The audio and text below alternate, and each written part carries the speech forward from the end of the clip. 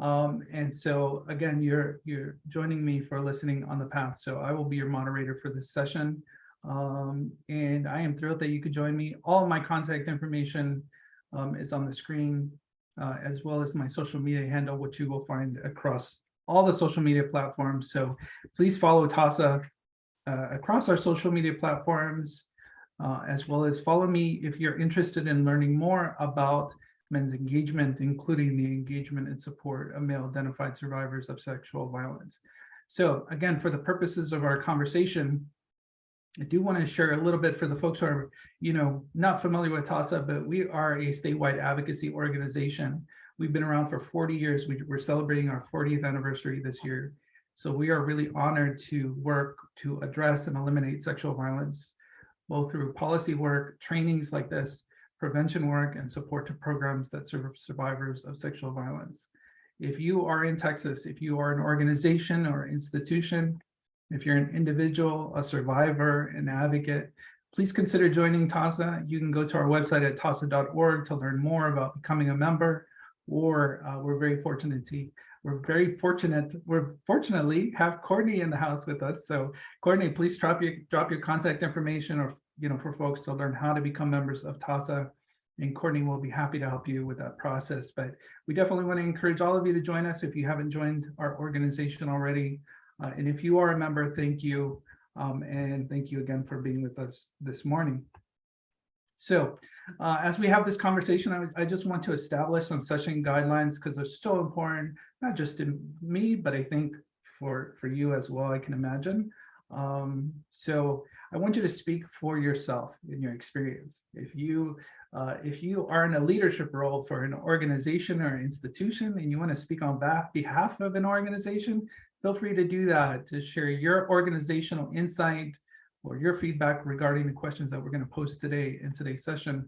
I want to encourage you to do that, but I want to encourage everybody to just speak for themselves and from your experience, whether you're a survivor, an advocate, a law enforcement officer, a SANE nurse, whatever your role is, I want you to speak from that experience, because that's really valuable information that we are trying to hear today on the path.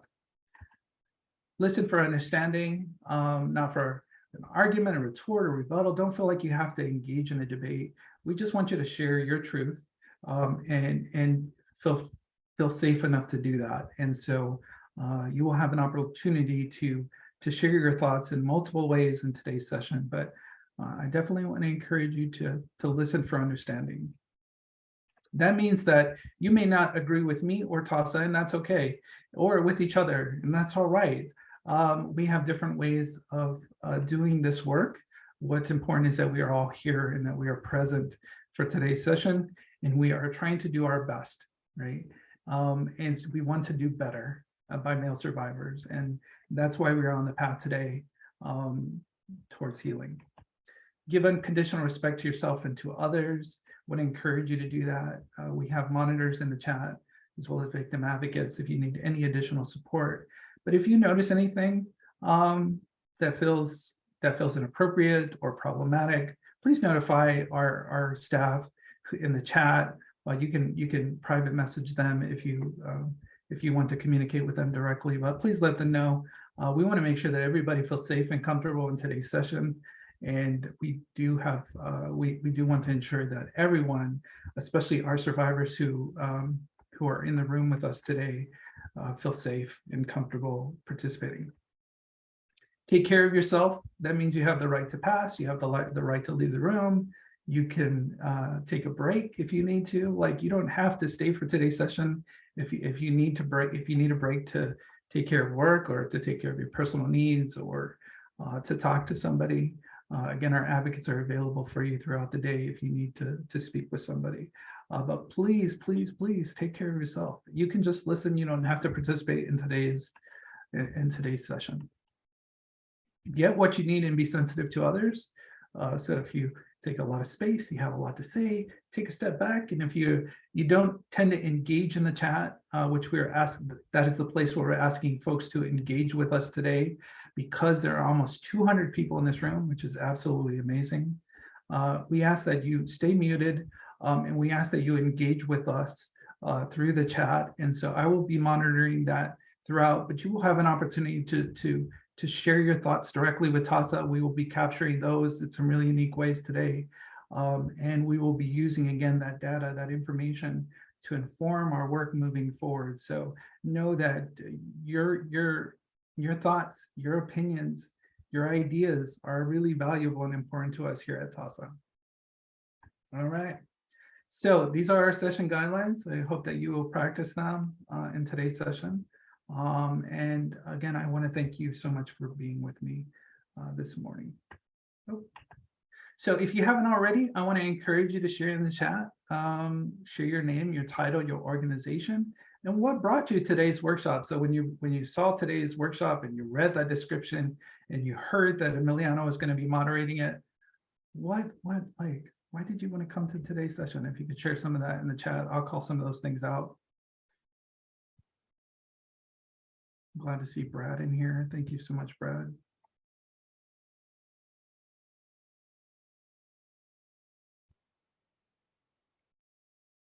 I'd love to hear what brought you to today's workshop.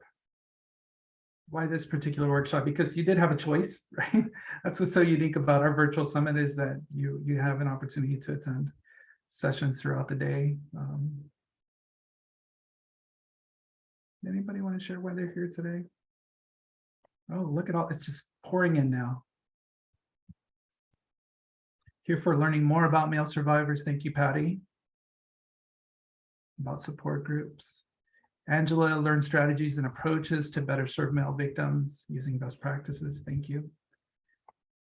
Erica, I was brought here to learn how to better support our male youth who have experienced sexual trauma. Thank you. Brandy, I'm excited to learn more about engagement and how to do it better. Thank you. I get so many questions from young men about male survivors because they hear so little about that side of gender-based violence, and I want to have answers for them. Thank you. Oh, Selena, thank you. We love Emiliano and the amazing work he does. Thank you. Heart emoji. Violet shared, I joined the session today to better learn how I can support our male community. Yes, yes, look at all these wonderful chats. Oh my gosh, there's so many. I wish I could call them all out, but I want to encourage you. They're just pouring in. You guys are so amazing. Thank you so much for sharing that. If you want to just take a moment, open that chat, engage with your colleagues there, and encourage you again to share as much or as little about yourself or throughout today's session. So thank you so very much.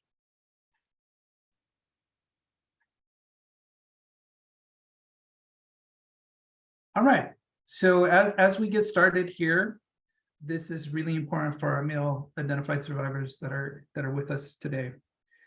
And I want to encourage all of you to share this, but just share a word, one word that comes to mind when you think of male identified survivors of sexual violence. So if you were fortunate to join us for the panel discussion this morning, what's one word that comes to mind when you hear the word male identified survivors of sexual violence? If you could drop that in the chat, that would be super awesome. So let's flood the chat with those words. And I will try to call some of them out. Unseen, dismissed, unheard, secret, misunderstood, silent, underreported, believe, shame, hope, caring, hidden, stigma, strength, everywhere, alone, brave, unheard, hurting, misunderstood, lonely, isolated, unseen, unheard, angry, embarrassed, trauma, childhood, introverted, unrepresented, unheard, lost,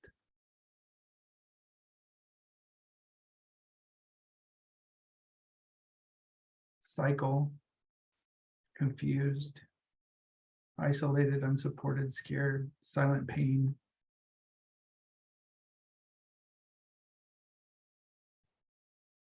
Yes, right?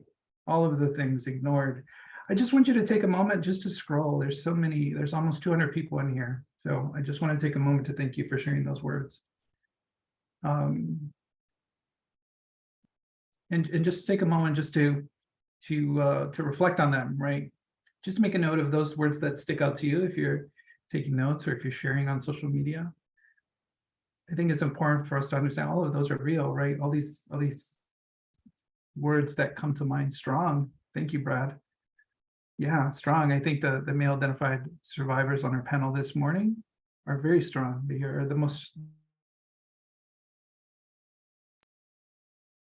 the strongest men that I know. Then I hope that those words resonate with you.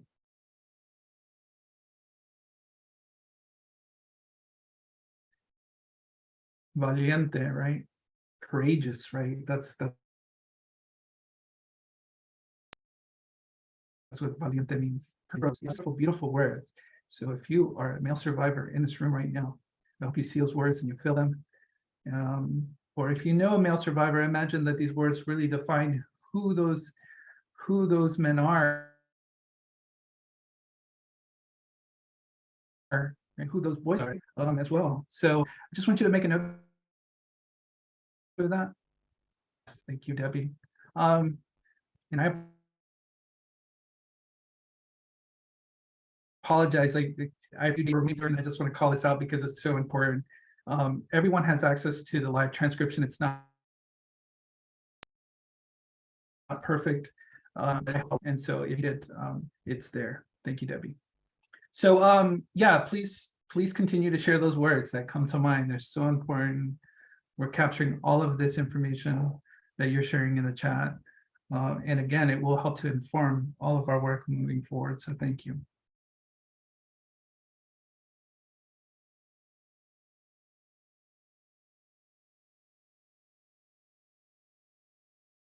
All right. So before we begin, it's important. I think Rose did a phenomenal job. So please give Rose a round of applause, the little clapping emojis. She did a phenomenal job mentioning the survey that we conducted here in Texas. As we begin this conversation, I want to share with you the context of why we're having this session today and how we're using the information that you share with us in today's session to sort of inform the work that we're doing here at TAASA moving forward. But this primarily, this summit is really out, is a result of the work, the data that we collected from a survey that we conducted here in Texas. So just want to share with you the results for those folks who weren't at our annual state conference. I presented this in a workshop. So if you've seen or heard this data, I apologize for sharing it with you again, but I'm going to share it with you in a really condensed version. So TAASA distributed the survey. It was an 11-question survey via email, primarily to executive directors, and asked one person from each organization to complete the survey. And so we were really happy to get this out, like to finally share this with folks in the field. We distributed the survey to all 76 Texas Rape Crisis Centers. So if you didn't know, we have 76 rape crisis centers here in Texas, especially if you are from outside of Texas or the territories. We have 76 Texas Rape Crisis Centers here in Texas. Of course, we are one of the largest states in the union and one of the largest sexual assault coalitions in the country and territories. So of the 76 centers, 35 individual rape crisis centers completed the survey between February 1st and March the 1st of this year. So they had 1 month to complete the survey. And again, we really appreciate if you're one of those people that completed the survey and you're in today's session, thank you for completing the survey. We're really excited about sharing these results with you. So the first question of the survey was, do male identified survivors of sexual violence call your 24-hour hotline? And so the vast majority of folks said yes. And then there were a number of folks that said no, and folks that said other. So I just want to share that male identified survivors are calling our hotlines here in Texas. And this, again, is data that is really unique to Texas. I don't know what it's like in your state or if your state has conducted a similar survey, but we were really happy to see the results of this particular question. How many male identified survivors of sexual violence have you served through your 24-hour hotline over the last 3 months? So 15 of the 35 programs that responded said that they had served 1 to 157 male identified survivors of sexual violence through the 24-hour hotline. 157 male identified survivors. That is pretty phenomenal. We are happy to see that. And so, yeah, please just sort of make a note of these results because they're so important to the field. The third question is, the third question was, how many times during the last 3 months did you provide hospital advocacy for male identified survivors of sexual violence? 20 of the 35 programs responded that they had provided hospital advocacy 0 to 6 times for male identified survivors of sexual violence. So for folks who are not familiar with what we consider hospital advocacy, it is having a victim advocate with a survivor when they're collecting a rape kit.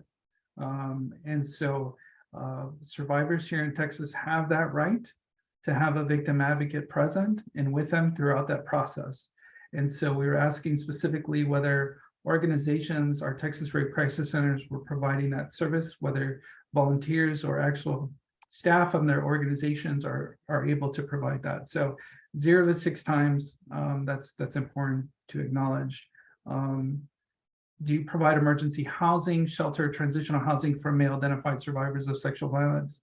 Most folks that completed the survey said yes. So we're really happy to see that if folks, most of our centers here in Texas are DEAL centers. They serve both domestic violence and sexual assault survivors. And we're happy to see that they are providing shelter and transitional housing for folks, regardless of their gender identity, regardless of their religion, their sexual orientation, etc. But for this particular question, we were really happy to see that most folks are providing shelter, whether it's temporary or emergency, and we'll tell you a little bit about what that looks like. So please describe what type of emergency housing, shelter, transitional housing you provide to male identified survivors of sexual violence. 15 of the 35 programs responded that they provide emergency shelter. So they actually have a shelter facility and they provide those individuals with emergency shelter. Is usually temporary. It could be 24 hours up to 3 months. It varies from center to center. They provide them with rental and utility assistance, transitional housing, which is helping folks that are transitioning out of shelter into some sort of housing assistance, whether they have apartment complexes on site or some other transitional programming where they're helping their clients move into housing in the community. And so I was really happy to see that. Emergency hotel stay. So this was probably the most common service that folks were providing because they didn't have space or a dedicated facility inside their shelter to provide emergency housing. They provided emergency hotel stay. Maya, did you? Okay. Do you provide therapeutic service for male identified survivors of sexual violence? Please indicate what services you provide below. So you will see that they were providing primarily individual counseling. So the same counseling that they would provide to a woman identified person, they are providing to male identified individuals, whether that's a one-time individual counseling session or multiple sessions. And so that was really great to see. We're also really happy to see that folks were receiving support groups. And so while not all Texas-based rape crisis centers are providing these services, we're happy to see that that some of them, not all of them, but some of them are providing these very specific services for male identified survivors. So I'll tell you a little bit about what those other ones are. So that could include, support online, through text messaging, through Zoom. So a lot of folks, because of COVID, have really shifted to online-based therapy, support groups, etc. So the other included some of those services that folks are providing. Do you conduct outreach to male identified survivors of sexual violence? Most folks said yes. There were folks who said no, and there were folks who said other. But again, we're really happy to see that there are folks who are conducting outreach specifically to male identified survivors of sexual violence. The reason that I'm sharing this with you, and I hope that the folks from other sexual assault coalitions who are attending today's summit or if you are at a local rape crisis center or institution, organization, law enforcement agency, et cetera, that you will consider conducting a similar survey to learn about the needs of survivors in your community from the folks who are providing those services. I think it's critical information for us to have in order to improve and enhance those services for survivors. So 19 of the 35 programs describe their outreach efforts in terms of presentations, community education, schools, colleges, online, et cetera. So we're really happy to see that folks are, again, engaging the community primarily through presentations, other outreach events, health fairs, community events, walks, et cetera, all of the wonderful things that you guys are doing to reach folks in your community. Sexual assault awareness events during Sexual Assault Awareness Month, which is in April, which will be in April of next year. But a lot of folks use that as an opportunity to raise awareness. If you haven't, or if you don't already, please talk about male survivors as part of your awareness events or activities. Really put a focus, hold your own panel. I'll share the questions with you. Organize a screening about male survivors. So whatever you do, just center the experiences of male identified survivors in your sexual assault awareness events. So there's a lot of really wonderful tools and resources out there. There's a phenomenal toolkit from the National Sexual Violence Resource Center. So if somebody has a link to that they can share in the chat, that would be super awesome. But there's a lot of really wonderful resources around Sexual Assault Awareness Month that I encourage you to use. Social media. I saw my friend Samuel in the audience during the first session, and he shared just engaging male survivors on social media. So if you have a social media platform, whether it's your individual platform or your organizational, really use that. So we were really happy to see that our rape crisis centers here in Texas are using social media to engage the male survivors in their audience, their followers, their friends, et cetera. Male survivor materials or brochures, TAASA is really happy. We have a brochure that's specifically to male identified survivors. It's been updated and is available on our website as a PDF.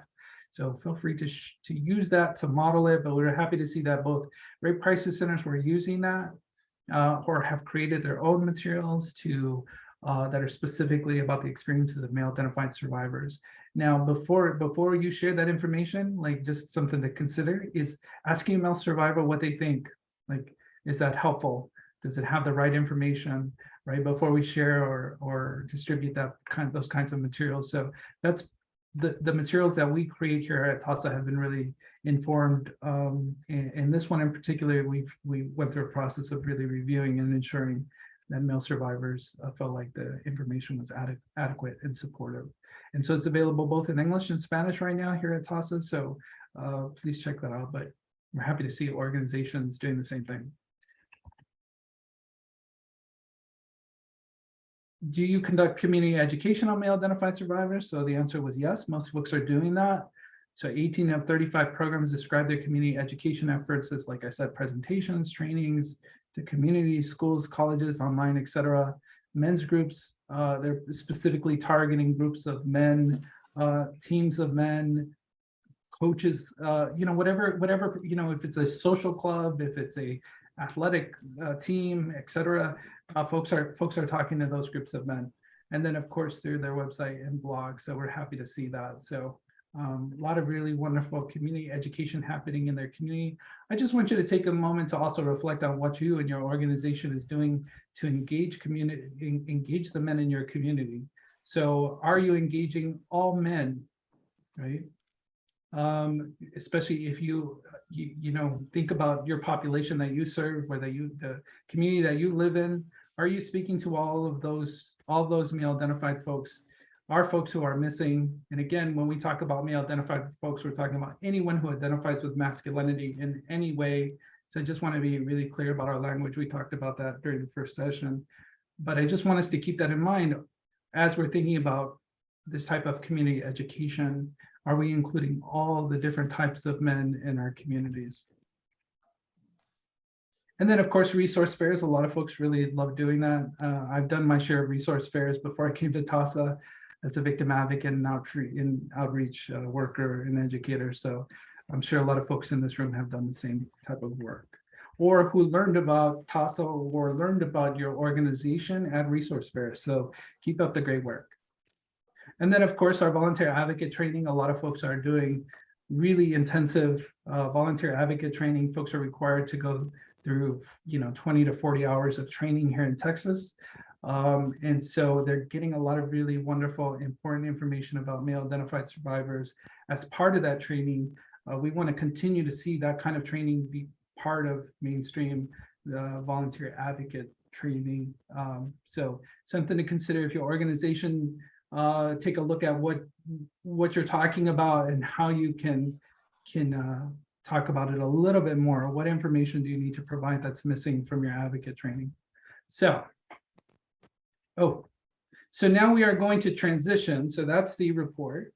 And so I just want to take a moment, and I'm counting on my amazing monitors in the chat. If folks have any comments or questions about anything I shared, I know I went through it fairly quickly. Again, if you're not in Texas, or if you're from around the country or territories, I hope you found that helpful, just to get an idea of who we are in Texas and what we're doing and why we're having this conversation. But it's critically important that all of us are part of that, regardless of whether you're here in Texas or somewhere else in the country or in territories. If you're a survivor, we want to hear from you about and ensure that the services that we are providing here in Texas and around the country, we want to ensure that those are adequate services, that they meet your needs if you're a male identified survivor. So I don't know if any folks have questions or comments in the chat. You can share those there, and then our monitors can call any of those out. We did have a question from Jorge, who was curious about what the victim's advocate is, who defines that.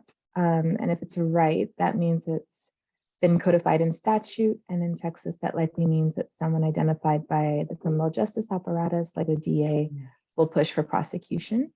So he adds that he hopes he's wrong, and that this advocate will continually push for accountability without pushing for incarceration, and indeed encourage the victim to pursue what healing looks like for them. Yeah, thank you, Jorge, for that comment. I think for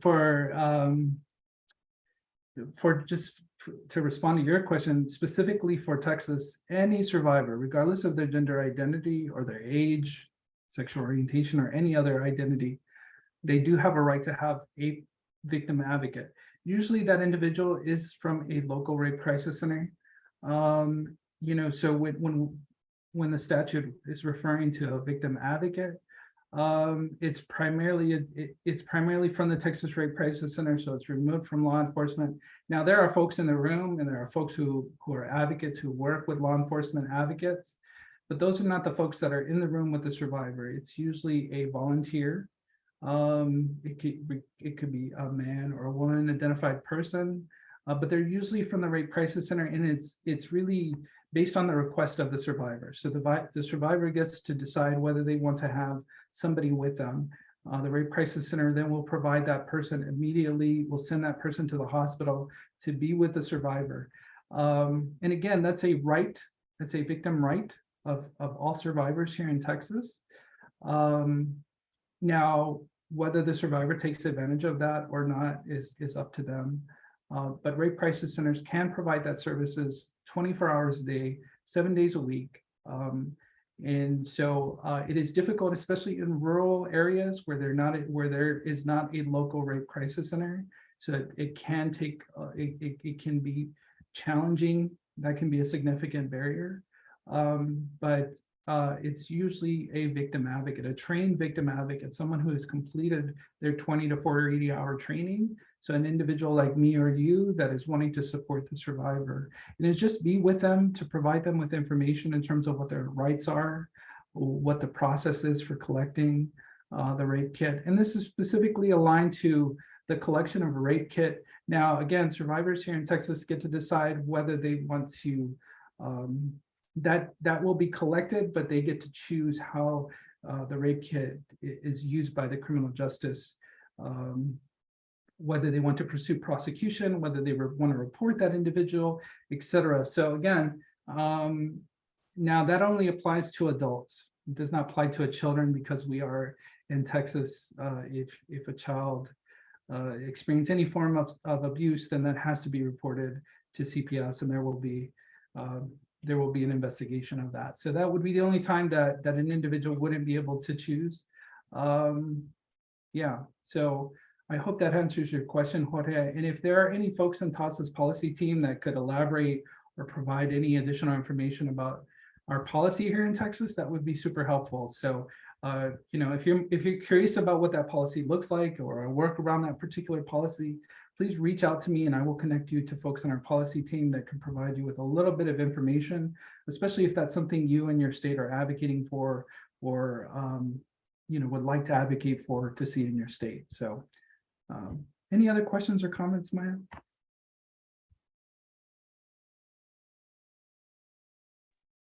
I see a question from Chris Denny about unhoused survivors. I'm not sure if that's directed to anyone in particular. So Chris, Yeah, if you thank want to you. clarify in the chat. Yeah, thank you, Chris, for that question. So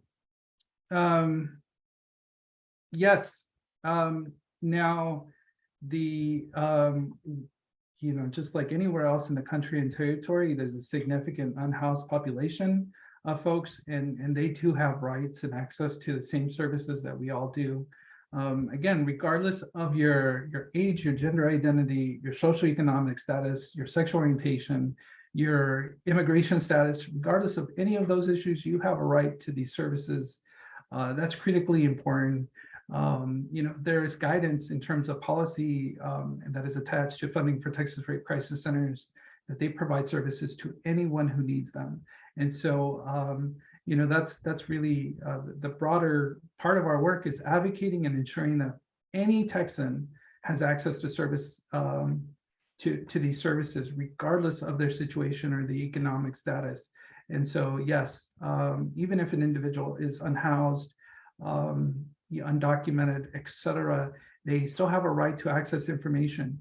If they need any kind of accessibility assistance, again, throughout any of this process, any Texas Rape Crisis Center should be able to provide them with adequate access, and whether it's translation services, information in their preferred language, etc. So now some centers do this better than others. Some have more resources than others, right? So one of our our role here at TAASA and for folks at other sexual assault coalitions to help bring up all the centers so that they're providing those minimum services to survivors in sexual violence. And so that's a big part of our work. And again, we've been around for 40 years and we still have a lot of work to do when it comes specifically to this issue. There's still a lot of work that we need to do just based on the survey. You notice that only 35 of the 76 completed the survey. So we don't really know what the other centers are doing, and that's okay, right? They may not have had the capacity or the time or someone to complete the survey, or they missed the survey and they didn't complete it. That's okay. But like Rose said this morning, we are asking folks to indicate on the direct, like we're collecting information to create a directory that we do every year. It's available on our website, so you can see all of our centers here in Texas. But as part of that directory, we're asking specifically questions regarding services for male identified survivors. It's the first time that we've done that. A lot of the questions are from this particular survey. So I think they will just continue to help inform and for us to know what centers are providing those services to male identified survivors. So we'll have some additional data that we'll be able to share really soon from that information that we're collecting from all 76. So all 76 centers want to be in that directory. They want to, you know, we want survivors to be able to access that information on our website, as well as for hotline advocates, other folks who are answering calls or referring clients or survivors to other centers, so that when you do, you will know exactly whether that center provides that specific survey, that specific service to male identified survivors. But here in Texas, all rape crisis centers are required to provide services to anyone, regardless of any of their identities, including male identified survivors. And so just want to say that because I think that's really important. Any other questions or comments before we hear directly from you? Yeah, thank you, Chris. All right, this is very exciting. I'm super excited about this part. So we want to hear directly from you. And so we are going to do this in a really unique way. And of course, we are together and we are listening on the path, right? So I want you to imagine being on a path together. I love hiking, and that's sort of what came to mind when we're thinking about the theme for this summit. And so I think of paths in the woods, and we are on this path together. And so our chat monitors will share the link in the chat with you to this Padlet. It's called Listening on the Path. And the first question that I want to pose to you is, what are we doing well, right? In the collective we, I'm talking about you, I'm talking about your organization, I'm talking about your institution, your law enforcement agency, your hospital. Like, what are you doing well? So there's a little plus sign. Go to that little plus sign. You can add a comment. If you like that comment, leave a heart, right? So that you don't feel like you need to add anything. You just want to acknowledge what that person has shared. But let's take on that first question. What are we doing well when it comes to providing services to male identified survivors of sexual violence? And so we want to hear from you, especially from the male survivors in the audience. What are we doing well? And like I said, the collective we. So I'll give you a few minutes to do that, and you'll be able to see some of those pop up on your screen here in a minute.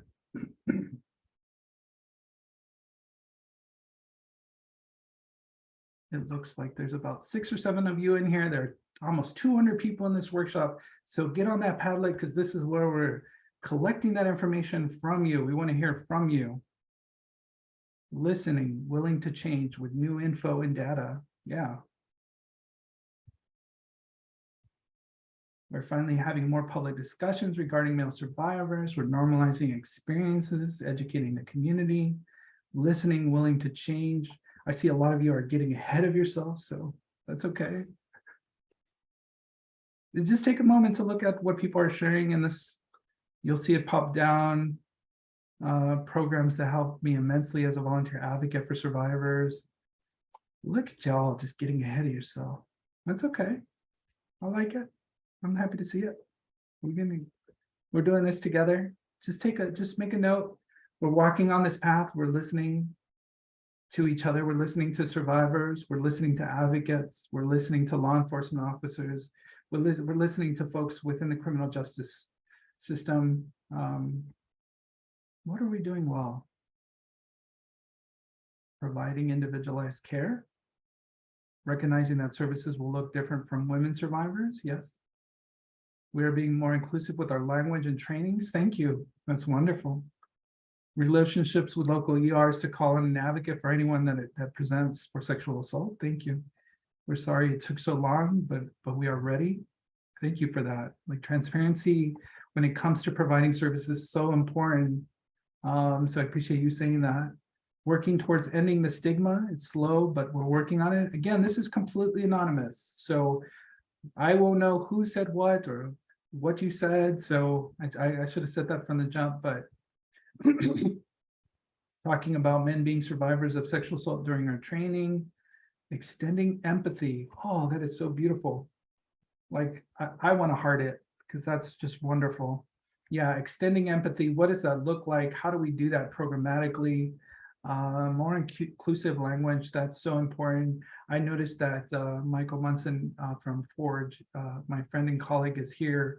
Their amazing organization works with trans survivors of sexual violence.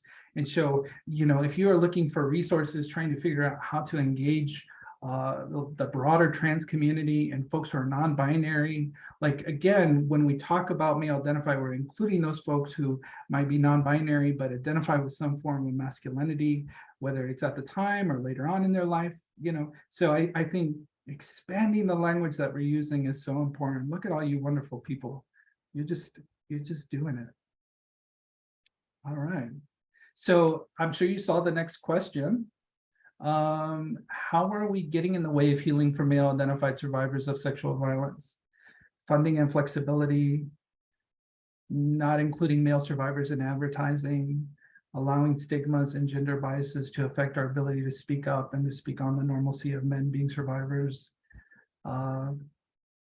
not believing and not offering space, not providing an open not providing an open dialogue, not doing enough.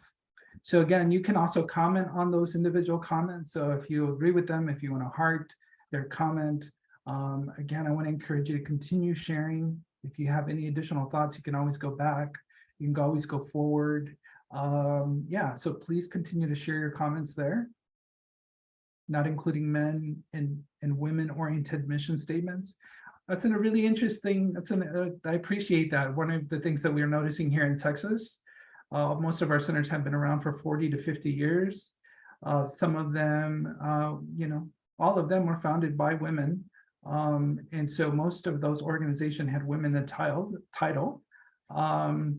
And so a lot of them have removed women and have changed their name to being something more inclusive, something more expanding, changing their mission statement. So there's a lot of really wonderful, we're happy to see that. We still have a lot of ways to go in that area, but having there's a false ideology of what a man is, a man should look like, the brawny man, yes. Yes, having the bias that male identified survivors are a small percentage. Wow, y'all are just dropping a whole bunch of knowledge. I appreciate it. Thank you so much for sharing and engaging with me and sharing your thoughts here. Not having an equal amount of scenarios that include male victims in our trainings. Yes, thank you. Thinking hotline calls for male are prank calls, or they're offenders or perpetrators. Like, I'm guilty of that. When I answered hotline, when I was a hotline advocate, not including men and women-oriented mission statements. Yes. Feminizing healing. Wow. Yeah, really thinking about what does healing look like, right? So that's really the purpose of today's virtual summit. Hopefully you're walking away with some new thoughts or new ways of doing that. Not having services specifically for them, male support groups as an example. Judging instead of listening. Oh, so many wonderful open dialogues. So keep on dropping those comments in there. Keep on answering those questions. Y'all are doing a phenomenal job. The next question, the really important question of this conversation is what can we do better? What can we do better as individuals, as organizations, as institutions, meet people where they're at?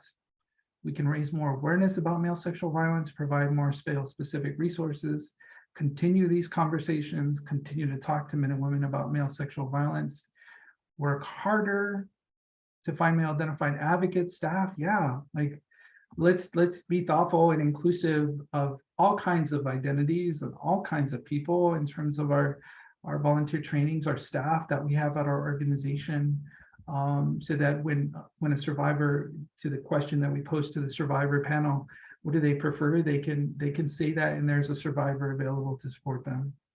No more secrets. Yeah. Like setting boundaries with clients or as organizations, like that's or with engage more trans men. Yes, we do need to engage more trans men. Like, what does that look like? And I think to the point of what can we imagine that to look like, right? So there's no, like, this is our way of collectively imagining how we can do better, right? The collective we elevate the conversation, make it more known that we serve male survivors. Yes. Yeah, thank you all so much for sharing those. Keep on dropping those comments in the Padlet. Learning more about how to support non-binary and trans people who are raised or socialized as male. Yes, like there's so much for us to learn. Forge is a great resource. There's so many wonderful resources out there, like for particular populations, right?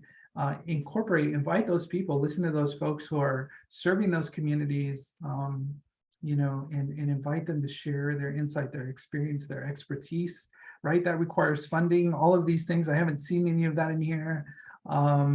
But we think that's important. We're going to continue to advocate for funding and guidance and services here in Texas. Keep following the data and adding services. Yes, elevate our organization as a safe space to disclose Yes, yes, yes. All the really wonderful things. Keep on dropping them.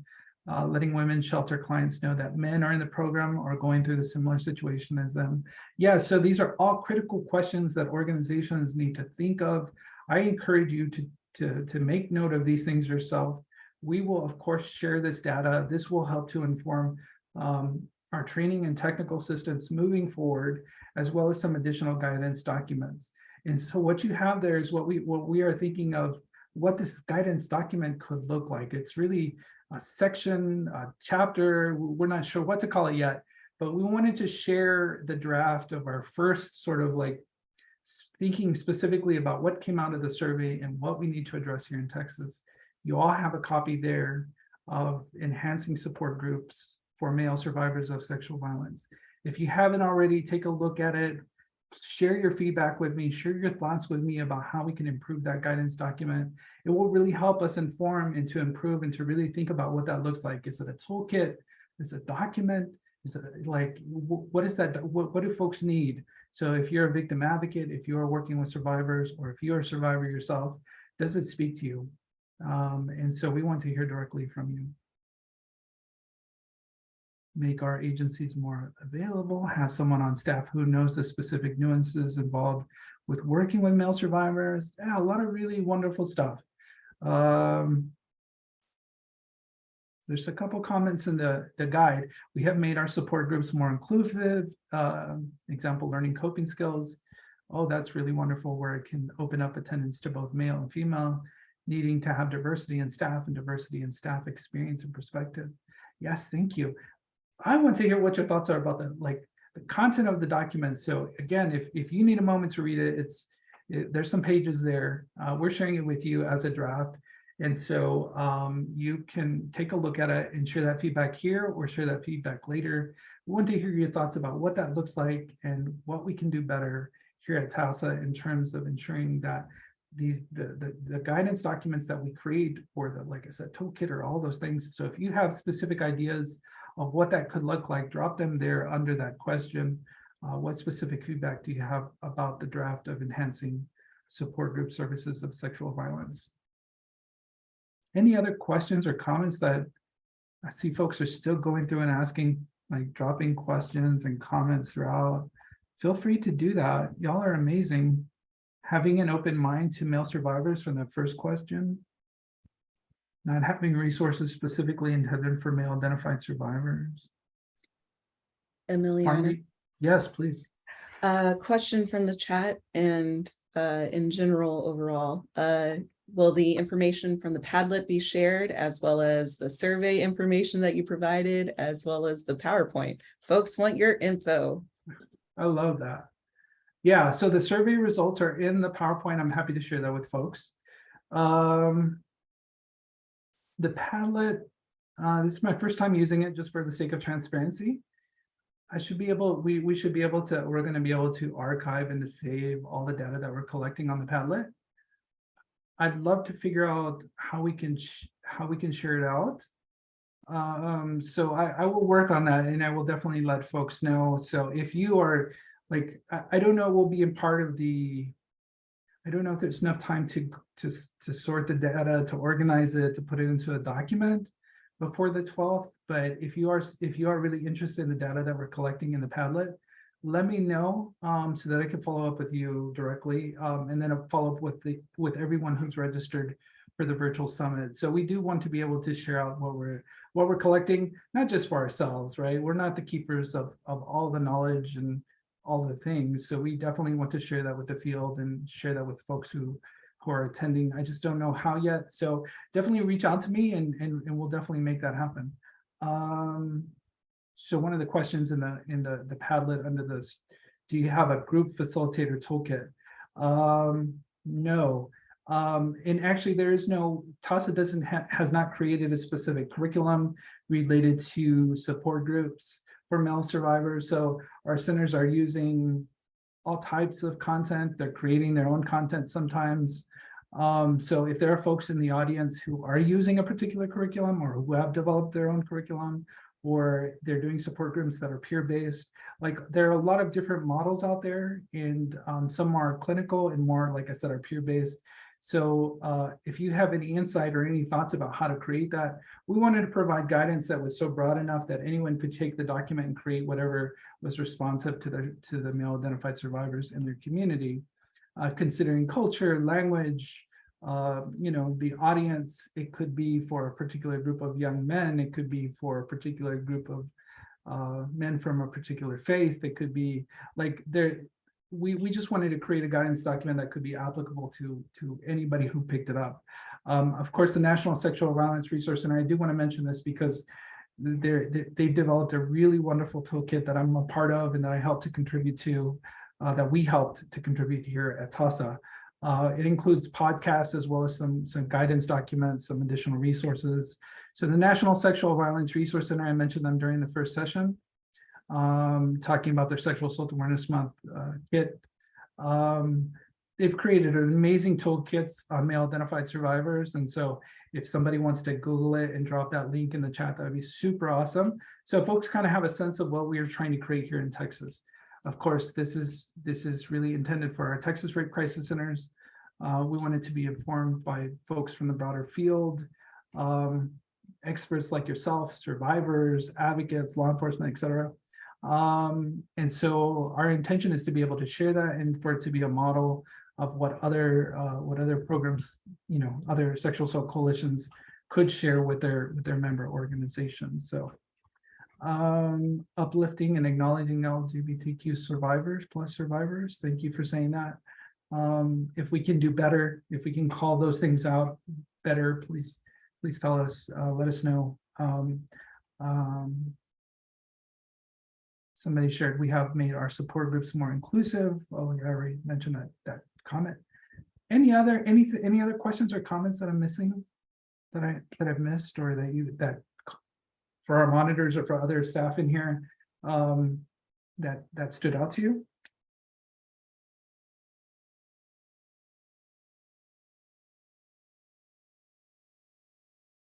All right. Having an open mind to male survivors. I want to just ask you, if you haven't already, just take a look. If you haven't opened it or if you haven't added to the Padlet, this is your chance. I want to encourage you to just take a few more minutes before I close it. I'm going to leave it open. You have the link so you can continue to add to it. But I just want you to just take a moment, a few minutes to, if there are any last thoughts that you have or any additional thoughts that you want to add to the Padlet, I want to invite you to do that. Again, your feedback is really important to me and to TAASA in terms of, again, what are we doing well? How are we getting in the way of healing? What can we do better? And specific feedback on this guidance document. We want to hear from you.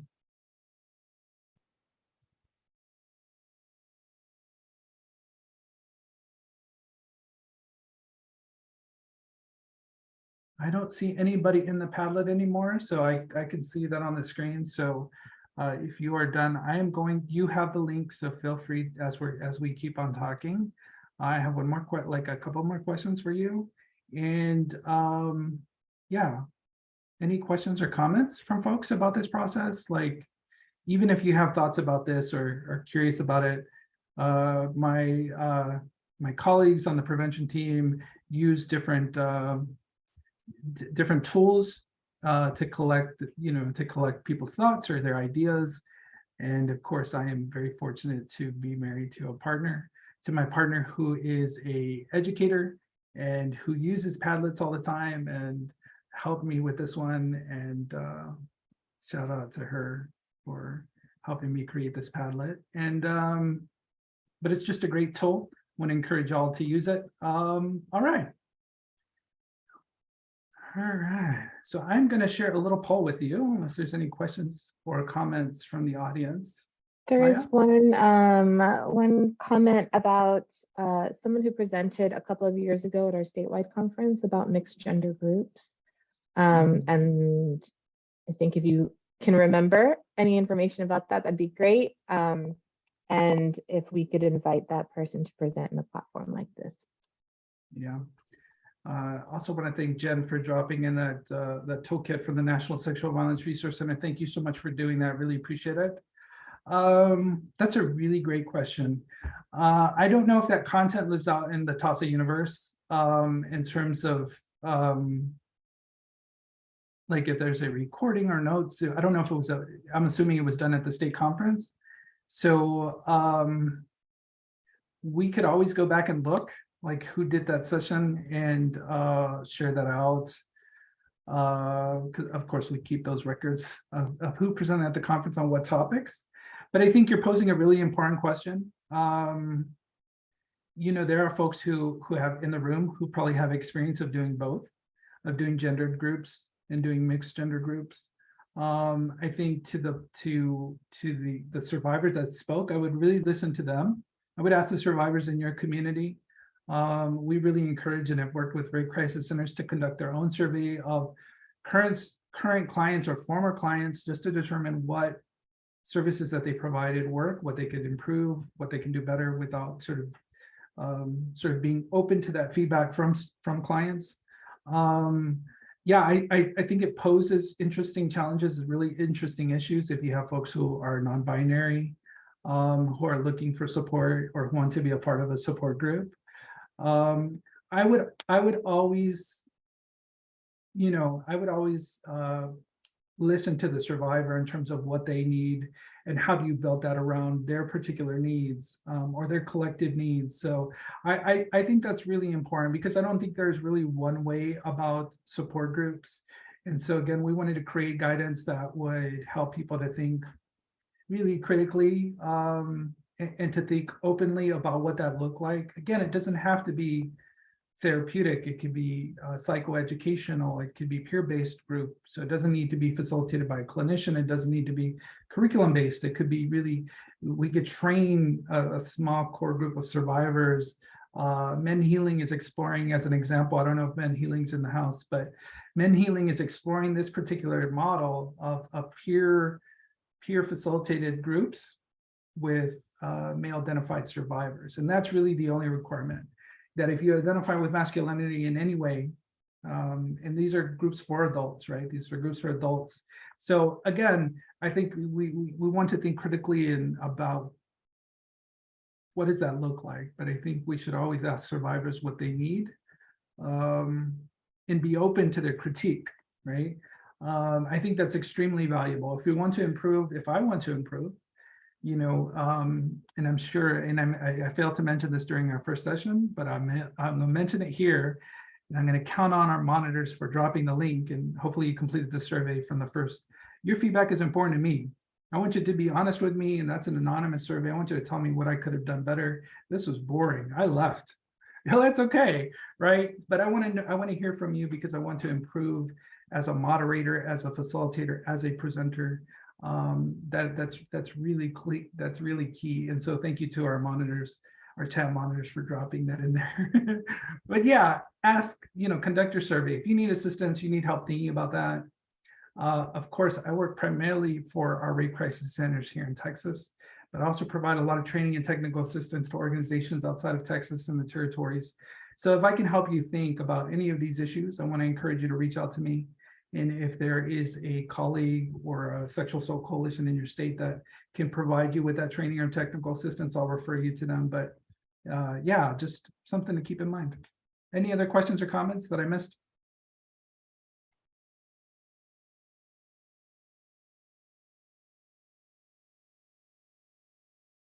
Oh, okay. Thank you, Crystal. I see your question. Yeah, I hope I answered. I hope I answered that question a little bit.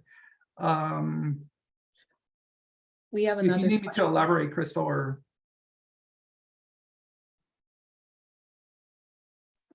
No, I think that was good, because I think a lot of times we just think in terms of one particular approach to support, and sometimes people just need a space to have fun or hang out and go out and do something in the community together, you know, other things like that. yeah, thank you for saying that, Crystal. I think that's an important reminder for all of us. You know, how critical support networks, support people are in our lives, whether that's friends or family members or other folks who have that shared experience. I think I would just encourage you to reflect on what the men in the panel said. Now that isn't a requirement for them, for the person that they are working with or supporting them to have that lived experience, but just to be a good listener, to have empathy, which I think we saw in the Padlet is so critical to the work that we do. So I just want you to make note of those things. And of course, if you missed today's panel discussion with our male survivors from Texas, we will be sharing that recording with you later on. But I would just take a listen and really listen, make note of some of the things they said that are so important in terms of thinking about support. What does that look like? And again, it could be very informal, it could be online, it could be direct messages on social media where male survivors may not be comfortable contacting your hotline online or over the phone, but they may be willing to engage in a conversation with you privately on your social media channel. That's okay. That's what they need. Let's be responsive to that, because social media is such an important part of our engagement now. That is also support. That it doesn't have to, again, we want to create that around the needs of that particular group of male survivors. And that's why I think that survey is so important, and that it's conducted in a way that is inclusive of all the survivors that you serve, whether it's a particular group of folks who speak a different language, folks who may not be comfortable, may not be able to write or to have access to technology if the survey is online. Maybe making the option of speaking to somebody, providing an incentive for completing the survey, whether it's a gift card, like all of those things as a way to ensure that everyone has access and to share information with you and your organization, and that you're receiving that with the intention of using it.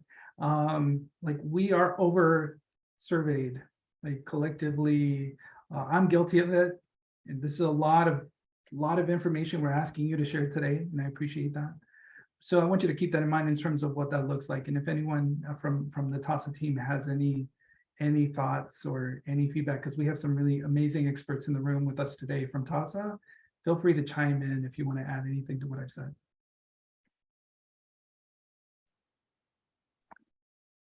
I would completely agree with you, Emiliano. We often have wonderful opportunities to have conversations with people out and about as we converse with them, and those conversations are valuable data. Sometimes you don't need a survey.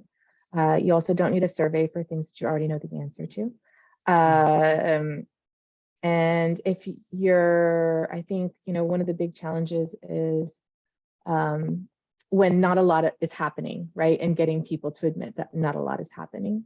In which case you're probably better off doing just one-on-one talks and calls with folks, so that it can be jarring and very guilt-ridden to check no or not on a survey, and people might not be inclined to do it. So if you're thinking about how to access services, you might try for a more community building way of doing it as opposed to a survey. And if anybody wants help or support on that, you can reach us at evaluation@TAASA.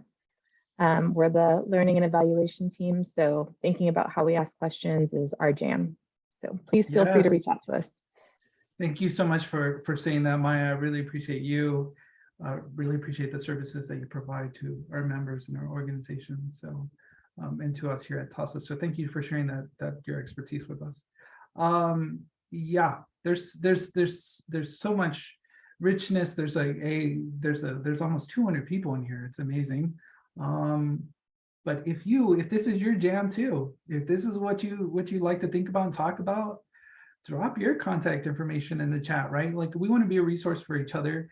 I think it was Michael that talked about community, right? Like, we are in community together. We are trying to do this together. We are walking on the path together. I want you to just kind of continue to envision what that looks like. So as we're thinking about what that looks like for the future, I'm going to share the last poll with you, and then we're going to do a real quick closing.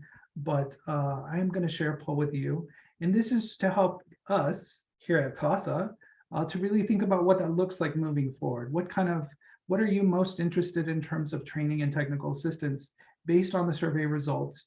We want to sort of begin to think critically about what is next, right? So after the virtual summit, what do we want to spend our time and our resources, which are limited, and what we'd like to see more resources dedicated to this particular this particular issue. I am a one-person team, to Rose's point earlier this morning, that we are really advocating and working to enhance, to continue to do this work in ways that are responsive to the field. And so in order to do that, we want to hear from you. Oh, that's not good.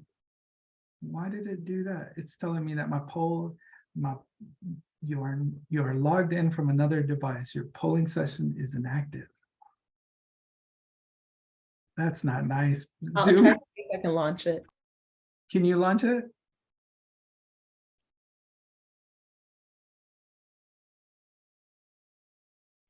And that's so funny. And that's so funny, Courtney, because I'm the host and it's not showing there. It's all good. It's going now. I see answers coming in. Yay! I don't see it on my screen, so thank you so much, Courtney. So if you want to just take a moment, choose your top topic, that would be super helpful. And then Courtney, at some point, will you share it? I should get out of so I can see it. Yes, answers are still coming in. Sweet. So you just let me know when you're ready to close. We're at 81. I know there's over 100 people in here, so y'all, please. I want to hear from everybody. Again, this is an anonymous poll. We want to hear from you. Again, this is so important to help us really think about what is next. And that includes training offerings, webinars, technical assistance offerings, guidance documents, all the things that we were talking about earlier. We want to continue to develop what that meets the needs of not just the field here in Texas, but around the country. Of course, we want to lead the way. Emiliano, Yes, please. we've got Danilo who's asking about the lack of housing for men fleeing with children. Yeah, that's real, right? I thank you for that question. While we know that not all, just based on the survey here in Texas, not all centers are providing that emergency shelter, or they have the resources to provide emergency housing in terms of hotel stays or provide other alternatives to housing. It's real. And if you add a child or children into that equation, it's even harder. So part of the survey results is that we learned that a lot of folks just don't even have the resources, the capacity. Their centers are full. They have waiting lists for their emergency shelters, and some of our major cities that have some of the largest shelter facilities, not just in Texas, but in the country, and they don't have space. Some of those centers do have dedicated space for single individuals or individuals with children. SAFE is a good example of that here in Austin. So if you're unfamiliar with SAFE, the SAFE Alliance, I would definitely take a look at their facility. They really have created a tremendous model for providing emergency shelter that's really dedicated to, again, single individuals without children and individuals with children, and having dedicated space for them in the same facility with other survivors. In addition, a lot of our centers have really wonderful transitional housing programs. Friendship Mujeres Unidas, or Women Together in McAllen, has a wonderful growing transitional housing program where they're able to shelter individuals with single individuals and individuals with children. And so having that transitional housing is a tremendous resource. But I will acknowledge that not all of our centers, not just here in Texas, but around the country or territories, have those kinds of facilities, or have the kind of resources that they need to be able to provide adequate, basic, same level of services to male identified survivors that are staying outside of their facilities. So that's something to be really honest and really clear about with survivors, whether it's through your website or over the hotline, to be real about what you can and cannot provide, how long you can provide those services, what services you are providing, because a lot of times they do not match the level of services that folks will receive in the actual shelter facility, which, again, most of our centers here in Texas are dual centers, and I imagine that's true around the country and territories, that most shelter facilities are both domestic violence and sexual assault centers. I hope that answers your question, but I think it's a it's a gap in service, and we know how critical it is to the safety of not just the survivor, but their children. And we're not prepared. A lot of our centers are not prepared for that. And so again, our work here at TAASA is to lift all of our centers so that they're providing those services adequately to male identified survivors, whether they're individuals or families. We are partnering with our sister coalition, the Texas Council on Family Violence, to do that, right? And so we are both trying to really expand housing for survivors that are not in the traditional way, but providing them with resources so they can provide those services. Whether it's through, a network of homes that people are opening up their homes that are trained to provide support to survivors and their children, or even just providing that kind of housing in hotels and other temporary housing in their communities. So folks are getting really creative. There's probably some really creative folks in this room that are doing creative things around emergency housing. So please share those things. And hopefully I've answered that question, given you something to think about as we begin to wrap up today's session. Any other questions or comments? Just wanted to let you know that the results are in and I've shared them. Can you see them? I can't see them for some reason on my end, but what was the top result? The top result was community education. Wow. All Yes. right. That's good to know, right? And of course, we're going to look at that and really look at all the all the data that we've collected and really, again, map out training and technical assistance moving forward here in Texas. So thank you all so much for sharing that and for participating in the poll. Yay. Okay.